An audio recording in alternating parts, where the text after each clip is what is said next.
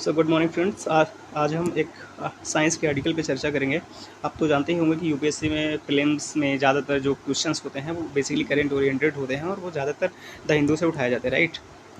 सो ऐसे ही एक आर्टिकल है जिससे आपको बहुत कुछ फ़ायदा होगा, जो आपके कॉन्सेप्ट को बिल्ड करेगा, आपको एक एक नज़रिया दे सकता है, आपको काफ़ी सारे पॉइंट्स मिलेंगे इसे। सो स्टार्ट करते हैं। इसका टॉपिक है भू इंजीनियरिंग से गंभीर नुकसान हो सकता है, राइट। इससे गंभीर नुकसान हो सकता है। ये भू इंजीनियरिंग से बेसिकली रिलेटेड है, जो क्लाइमेट चेंज होता है, राइट, उससे संबंधित है। जो ग्लोबल वार्मिंग बढ़ रही है, जो तापमान बढ़ रहा है, उससे संबंधित है।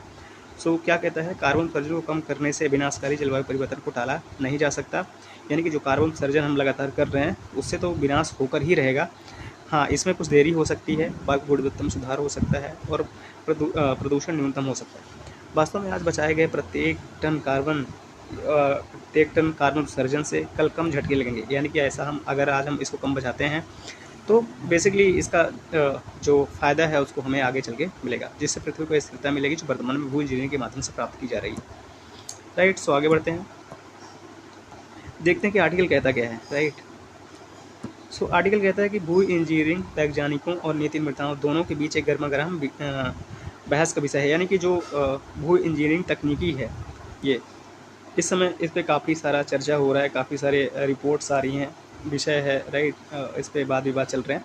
सो कुछ लोग इसे एक अभिनव समाधान बताते हैं जो गर्म होती दुनिया को कुछ समय दे सकता है, यानी कि हमको समय मिल सकता है कि हम इसको कम कर पाएँ। तो कुछ का मानना है कि यह एक लापरवाही भरा बहाना है जो पर्यावरण और अधिक दोहन कर सकता है। कुछ लोग मानते हैं कि ये सही नहीं है पर्यावरण के लिए। एक्सेटर विश्वविद्यालय के भूवैज्ञानिक प्रोफेसर मार्टिन सीगर्ट के नेतृत्व में किए गए एक अध्ययन ने अब अपने विरोधियों के पक्ष में संतुलन बिठा दिया है। यह रिपोर्ट देकर कि पृथ्वी के ध्रुवीय क्षेत्रों के लिए प्रस्तावित पाँच प्रमुख भू अभियांत्रिकी अवधारणाएं, जो आगे चल के आएंगी आपके पास, जिम्मेदार जलवायु हस्तक्षेपों के लिए आवश्यक मानदंडों को पूरा करने में विफल रही हैं। यानी कि वो भी जो पाँच हैं वो कंप्लीट नहीं है, राइट।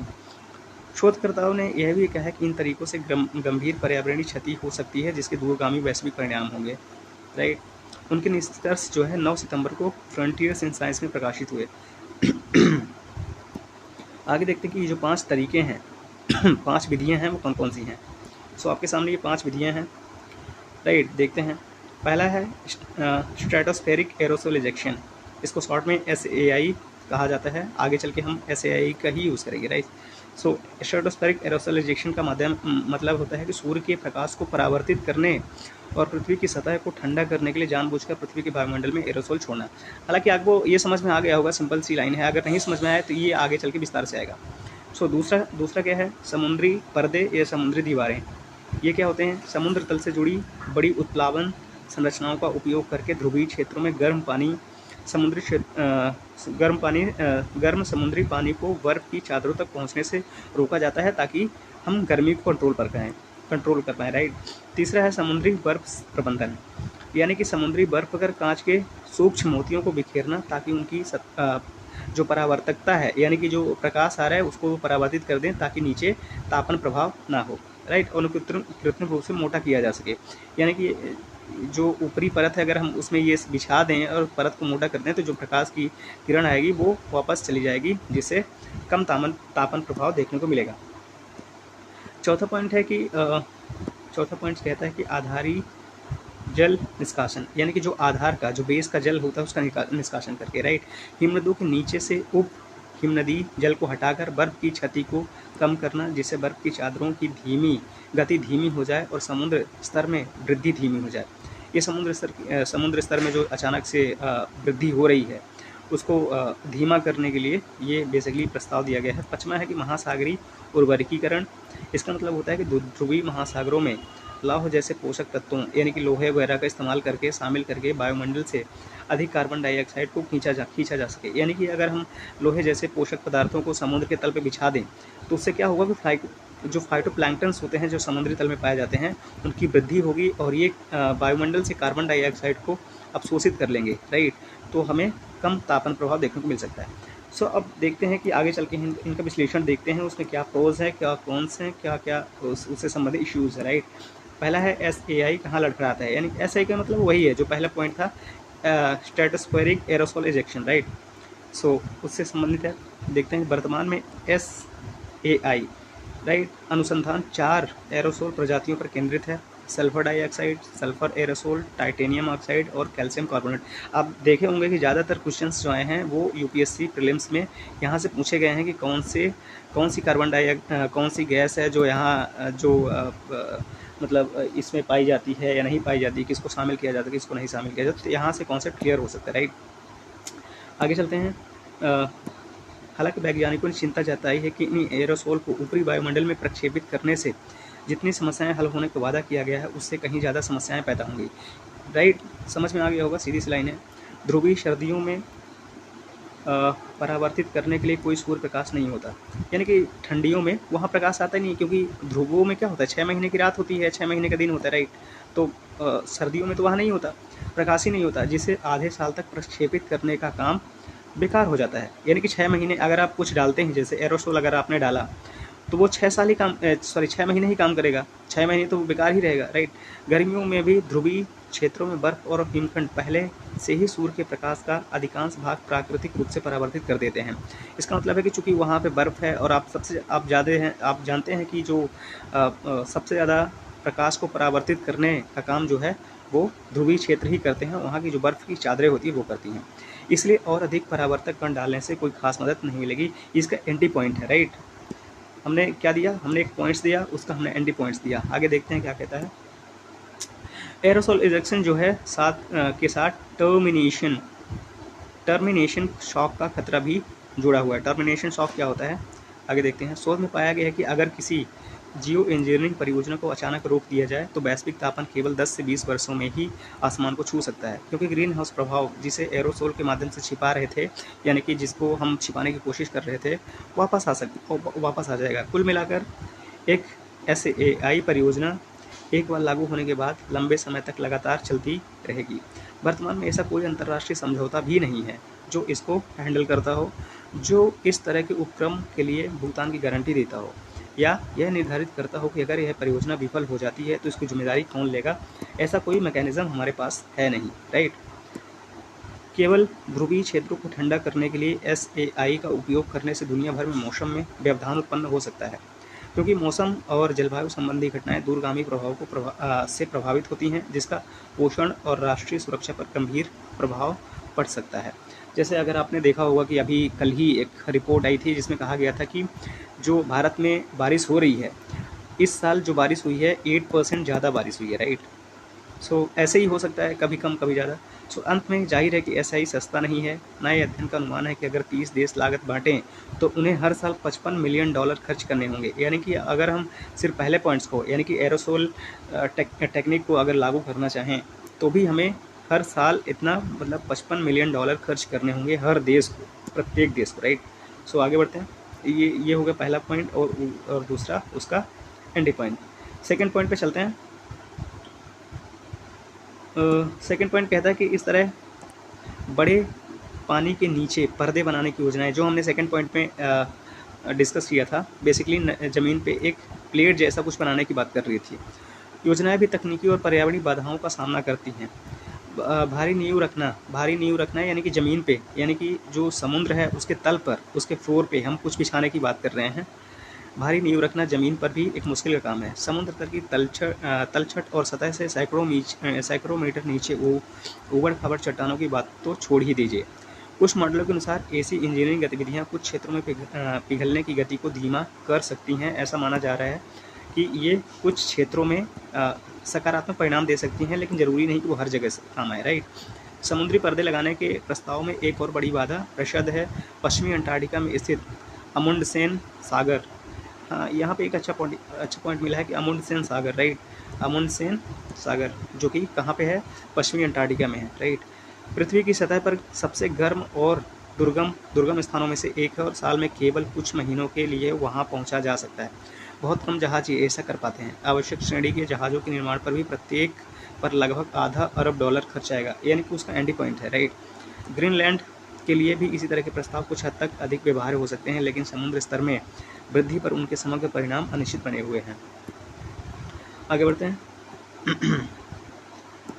इस भू अभियांत्रिकी पद्धति के समुद्री पर्यावरण परिणामों पर अत्यधिक संभावना भी देखी गई है, जिसमें समुद्री परिसंचरण और समुद्री बर्फ के स्तर पर नकारात्मक प्रभाव शामिल है। शोधकर्ताओं ने कहा है कि पानी में जो हम अवरोध बछाएंगे वो मछलियों और समुद्र स्तनधारियों जैसे समुद्री जीवन के रास्ते में भी बाधा बनेंगे, जो इन क्षेत्रों में गहराई से भोजन करते हैं, राइट, गहराई में भोजन करते हैं, जो उनके लिए ये एक समस्या बन सकता है। फिलहाल यह भी स्पष्ट नहीं है कि इस उद्देश्य के लिए किन सामग्रियों का इस्तेमाल किया जा सकता है। हमें ये भी नहीं पता है कि अभी हम जो एरोसोल समुद्र के नीचे जो हम एक परत बिछाएंगे उसमें हम किन तत्वों का या किन धातुओं का उपयोग करें। इसका चयन इस तरह करना होगा कि समय के साथ उसमें घिसने से पानी में जहरीले यौगिक ना निकलें। हो सकता है, ऐसा भी हो सकता है कि जो हम यहाँ पे जिस धातु का प्रयोग कर रहे हैं वो धीरे धीरे समय के साथ संक्षारित हो, पानी में संक्षारित हो और उससे कुछ नकारात्मक या कुछ जहरीला पदार्थ निकले जो है पानी प्रदूषित होगा और पहले ही कमज़ोर पोषक तत्व तक और ख़राब हो जाएंगे। पिछले शोध के आधार पर नए अध्ययन में अनुमान लगाया गया है कि इस पद्धति की लागत प्रति किलोमीटर यानी 1 किलोमीटर में $1 बिलियन यानी कि 8,783 करोड़ रुपए लगेंगे या इससे भी अधिक हो सकता है। तो ये काफ़ी ज़्यादा महंगा है, राइट। हम अगले पॉइंट्स की तरफ बढ़ते हैं। अकुशल हस्तक्षेप, जिसमें समुद्री बर्फ के स्तर को प्रबंधित करने में मुख्य चुनौती पारिस्थितिकी विषाक्तता है। हालांकि ये तीसरे पॉइंट की बात हो रही, हालांकि कुछ परीक्षण और मॉडलिंग अभ्यास वर्तमान में चल रहे हैं, लेकिन यह स्पष्ट नहीं है कि इसका आकशेरुकी जीवों विशेष रूप से जू प्लैंक्टन पर क्या प्रभाव पड़ेगा। कांच के सूक्ष्म मोती जो हम बिछाने की बात कर रहे थे समुद्री जल में भी जल्दी घुल सकते हैं, जिससे उनकी उपयोगिता सीमित हो जाती है। वास्तव में कोई भी प्रभाव डालने के लिए अध्ययन का अनुमान है कि हर साल 36 करोड़ टन मोतियों की आवश्यकता होगी। 36 करोड़ टन मोतियों की आवश्यकता होगी, जो दुनिया के प्लास्टिक के वार्षिक उत्पादन के लगभग बराबर है, जिससे रसद आपूर्ति श्रृंखला और सर्जन संबंधी भारी चुनौतियाँ पैदा होंगी। नेक्स्ट पैरा पे चलते हैं। इससे भी बदतर कुछ अध्ययनों में यह भी पाया गया है कि ये सूक्ष्म मोती जो हम बिछाने की बात कर रहे हैं सूर्य के प्रकाश को अवशोषित कर सकते हैं। ऐसा भी अनुमान है कि अगर वो अवशोषित कर लेंगे तो आर्कटिक सागर की बर्फ पर शुद्ध जो तापन प्रभाव डाल सकते हैं, राइट। वो तो अगर ऐसा करने लगे तो फिर और तापन प्रभाव बढ़ा देंगे। नए अध्ययन में यह भी निष्कर्ष निकाला गया है कि ग्रीन हाउस गैसों के उत्सर्जन को कम करने और कुशल अनुकूलन रणनीतियों को अपनाने की तुलना में इस तरह के समुद्री बर्फ का प्रबंधन आर्थिक रूप से अव्यवहारिक साबित हो सकता है। बात तो सही है, क्योंकि इतना महंगा $1 बिलियन प्रति वर्ष बहुत ज़्यादा है। सो आर्कटिक सागर में बर्फ जमाने का उद्देश्य समुद्री जल को पंप करके बर्फ को मोटा करना है, या तो बर्फ की सतह पर या यहाँ जम जाएगी या हवा में, ताकि बर्फ के रूप में अवक्षेपित हो जाए और मौजूदा बर्फ की सतह पर जमा हो जाए। ऐसा भी कहने की बात कर रही है कि जो आर्कटिक में जो बर्फ़ है उसके नीचे तो पानी है ही, हम उस पानी को क्यों ना पंप करके उसको ऊपर लाएं, ताकि ये जो बर्फ़ की परत है ये मोटी हो जाए, और ये जब मोटी हो जाएगी तो हमें इसका संसारण कम होगा और जो समुद्र के जल स्तर में वृद्धि है वो कम हो जाएगी, राइट। ऐसा करने की भी बात कर रहा है ये पैराग्राफ। सो आगे चलते हैं, देखते हैं, इसका भी एक एंड पॉइंट है, राइट। वैज्ञानिकों के अनुसार यह तरीका ना तो व्यवहारिक है और ना ही प्रभावी। शोध से अनुमान लगाया गया है कि आर्कटिक क्षेत्र को कवर करने के लिए 10 करोड़ पंपों की आवश्यकता होगी। यानी कि अगर हम उसको मोटा करना चाहें तो हमें करीब 10 करोड़ पंपों की आवश्यकता होगी, जिससे एक दशक तक हर साल 10 लाख यूनिट की खपत होगी।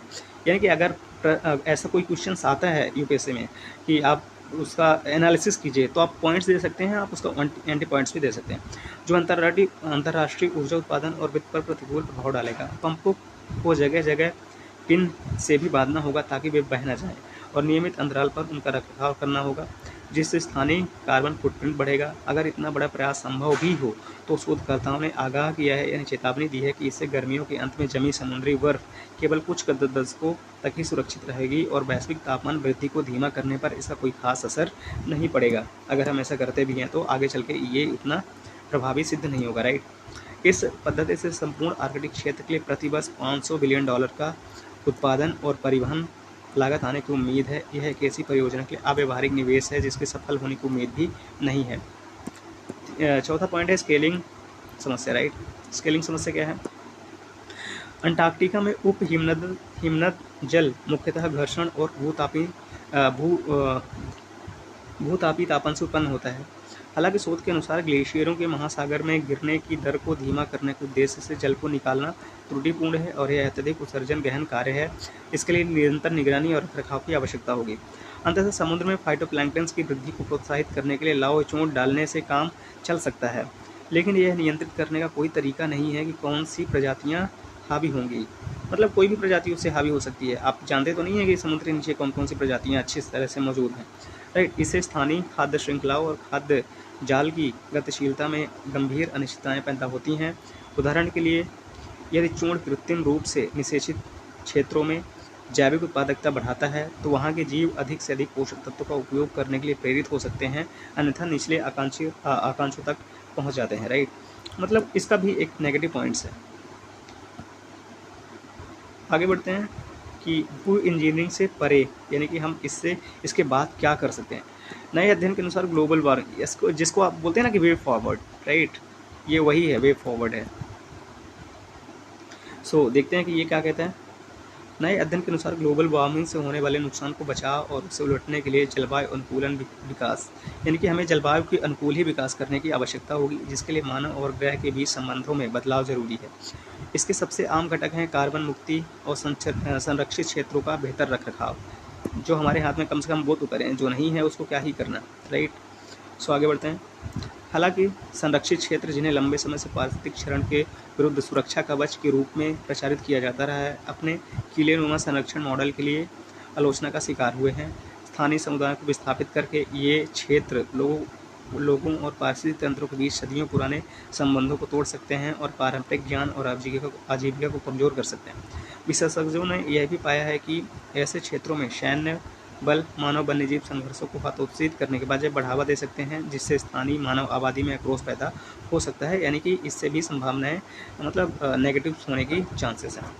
जो संरक्षित क्षेत्र हैं उसमें व्यापक पर्यावरणीय सुधारों से संसाधनों को हटाकर स्थानीय सरकारों पर दबाव डाल सकते हैं, जबकि आवासों को सील करने से कृत्रिम सीमाओं को पार करने वाली पारिस्थितिक प्रक्रियाएं नज़रअंदाज हो सकती हैं, जिससे पारिस्थितिक तंत्र का लचीलापन कम हो सकता है। सो आगे बढ़ते हैं। कार्बन उत्सर्जन कम करने के वैश्विक प्रयासों के सामने कई परस्पर जुड़ी चुनौतियां भी हैं। इनमें सबसे प्रमुख है, पहला है जीवाश्म ईंधन पर निरंतर निर्भरता, जो दशकों की नीतिगत प्रतिबद्धताओं के बावजूद वैश्विक ऊर्जा उपभोग के 80% से भी अधिक के लिए जिम्मेदार है। कोयला, गैस, तेल और प्राकृतिक गैस से दूर जाने के लिए नवीकरणीय बुनियादी ढांचे, ग्रिड आधुनिकीकरण और भंडारण क्षमता से में बड़े अग्रिम निवेश की भी आवश्यकता होती है। ऐसे लागतें जिन्हें कई विकासशील अर्थव्यवस्थाएं आसानी से वहन नहीं कर सकती, उनके लिए तो बेसिकली ये चैलेंज है ही। और जहां धन उपलब्ध है वहां भी राजनीतिक प्रतिरोध प्रबल रहा है। जैसे अमेरिका में धन तो है, लेकिन वहां के जो प्रेसिडेंट हैं मिस्टर डोनाल्ड आप डोनाल्ड ट्रम्प भी कह सकते हैं, जो इस समय पे बोलते हैं कि नहीं ऐसा कुछ नहीं है। आप अभी हाल ही में उन्होंने स्टेटमेंट दी है कि जो ये क्लाइमेट चेंज है वो बकवास है, ऐसा कुछ नहीं है। सो जहाँ धन भी है वहाँ भी राजनीतिक प्रतिरोध प्रबल रहा है, खासकर जीवाश्म ईंधन लॉबी और बढ़ती ऊर्जा कीमतों को लेकर मतदाताओं की चिंताओं के रूप में। नवीकरणीय ऊर्जा के उत्पादन, भंडारण और उपयोग को बढ़ाने के लिए लिथियम, कोबाल्ट और दुर्लभ मृदा जैसे महत्वपूर्ण खनिजों की आपूर्ति श्रृंखला की बाधाओं को भी दूर करना होगा। इसके अलावा वैश्विक ऊर्जा विभाजन अभी भी बना हुआ है। जहां औद्योगिक देश उत्सर्जन में कटौती करना चाहते हैं, वहीं कई गरीब देशों का तर्क है कि उनकी विकास संबंधी ज़रूरतें अभी तक पूरी नहीं हुई हैं। ये चैलेंजेस हैं, इश्यूज़ हैं, राइट, जिससे जलवायु वार्ताओं में कूटनीतिक मतभेद पैदा हो रहे हैं। जैसे हाल ही में अभी जो कोप हुआ था, उसमें जो इंडिया की कंसर्न्स थी वो इसी को तो दर्शाता है, राइट। फिर भी कार्बन उत्सर्जन को कम करना विनाशकारी जलवायु परिवर्तन को रोकने का सबसे आशाजनक तरीका बना हुआ है। भू इंजीनियरिंग या विलंबित अनुकूलन रणनीतियों के विपरीत डिकार्बनाइजेशन वातावरण में ग्रीन हाउस गैसों के संचय को रोककर सीधे मूल कारण का समाधान कर सकता है। उत्सर्जन कम करने से वायु की गुणवत्ता में भी सुधार हो सकता है और पर्यावरणीय प्रदूषण कम हो सकता है। वास्तव में आज बचाए गए प्रत्येक टन उत्सर्जन का अर्थ कल कम आघात होगा, जिससे मानव जाति को स्थिरता मिलेगी, जिसकी कुछ लोग वर्तमान में भू इंजीनियरिंग से तलाश कर रहे हैं, राइट।